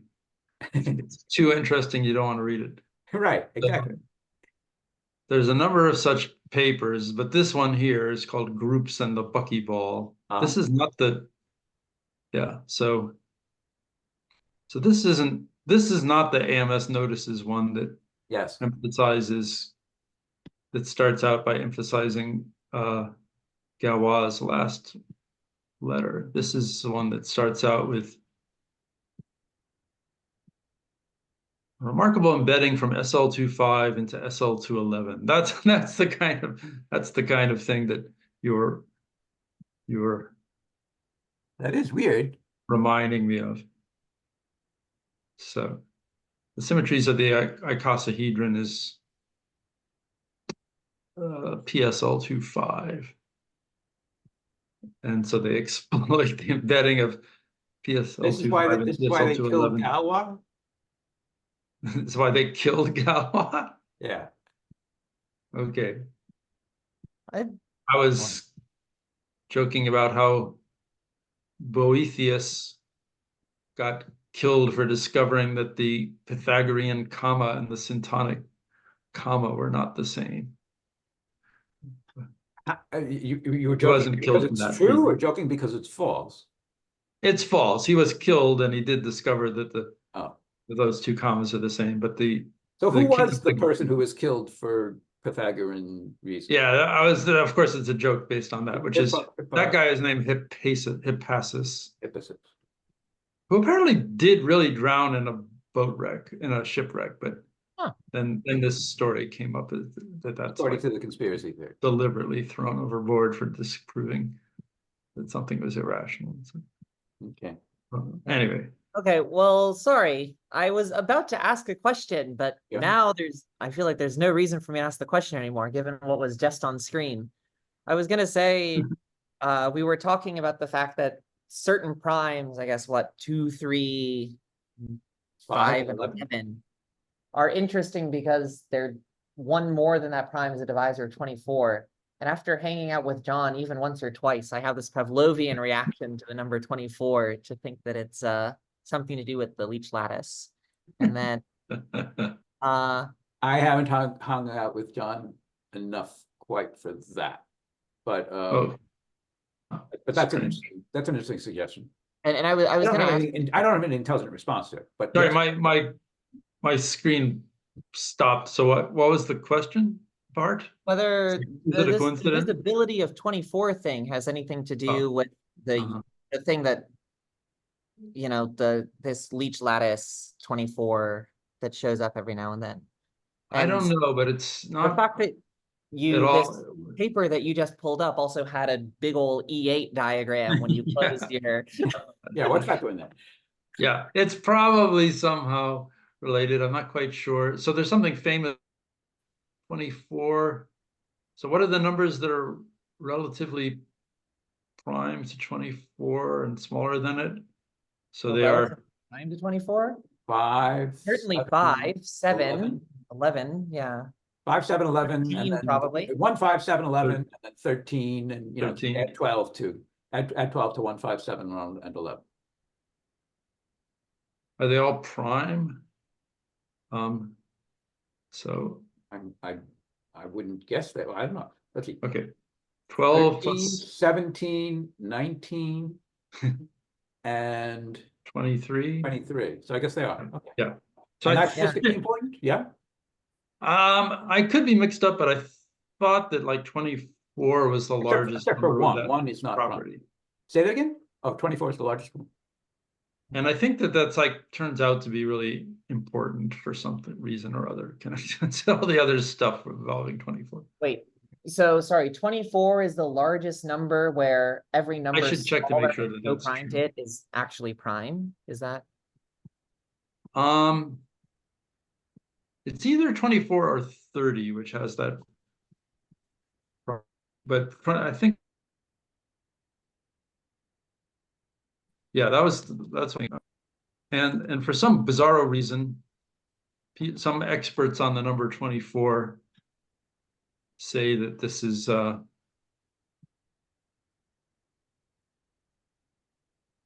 really important for all sorts of other stuff that happens involving like moonshine, monstrous moonshine, and so on.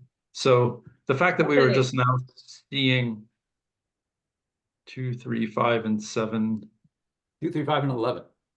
2, 3, 5, and 11 show up, it just makes me wonder about that. But yeah. Well, sorry, wait, Jim, why not 7? I guess 7 plus 1 doesn't. That's a good question. It does That's a good divide. question. I don't know. 8 is one of many divisors of 24. Yeah, I don't know. I read something. I read some factoid about 2, 3, 5, and 11, and they didn't mention 7 in that same breath. So maybe there is something. You know, I also wondered whether 1 should also be in the same clump with 2, 3, 5, and 11. Because you know, when you add 1 to 1, you get 2, which is among other things a divisor of 24. It's a divisor of 24, and the quotient is 12, and 12 is where the grade 12 is where the discriminant lives, which is a famous cusp modular form. So there's, I don't know. I wanted to make really clear, right, that we're beyond the point where it's my fault for going overtime, right? Yes. Okay. It's true. Okay. Okay. Should we all head out though then? Sure. I'm ready. I mean, there's plenty of fun games to pursue here, but I'm ready to do it next time. Okay, I just want to show you guys one more thing. So now it's completely my fault. Completely John's fault. So I didn't find the thing. Yeah. 24 is the only number whose divisors are exactly those numbers for which every invertible element of Z mod NZ is a square root of 1. It follows that the multiplicative group of invertible elements Z mod 24, 1 plus or minus 1 plus or minus 1 plus 11 is isomorphic to Z mod 2 cubed. This fact plays a role in monstrous moonshine. So anyway, that's. I could halfway believe that. I'm sort of pretending that it makes sense to me, but it actually sounds like it could be interesting. Yeah. So anyway, we'll see. We'll just have to see where we go. Yeah. One day I would love to be an expert in the number 24. That sounds. Well, you're well placed to learn. You just need to quiz me about it sometime. I won't know everything that you want to know, but that'll make me want to read more. I was once going to write a paper about it, but I could be nudged into doing so. Okay, so thanks a lot for the discussion. Okay. Yeah. See you folks next week. I'll see you. Bye. Bye all. Bye. Yep.